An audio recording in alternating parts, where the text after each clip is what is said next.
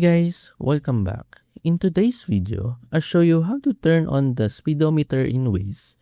If you want to see your current speed while driving, just follow these simple steps. First, open the Waze app on your phone and tap the My Waze or menu icon. From there, go to Settings and select Speedometer or Speed Display, depending on your version of the app. Next, turn on the Show Speedometer option. When it's enabled, Waze will display your current driving speed on the navigation screen whenever you're on the road. While you're in the same settings, you can also enable speed limit if it's available. This lets Waze show the posted speed limit on supported roads and can alert you if you exceed it. After that, return to the main map and start a route or begin driving. The speedometer will automatically appear when Waze detects that your vehicle is moving.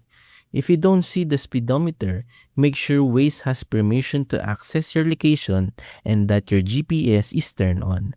You should also update the app to the latest version, as some older versions may not include the feature or may place it in a different settings menu.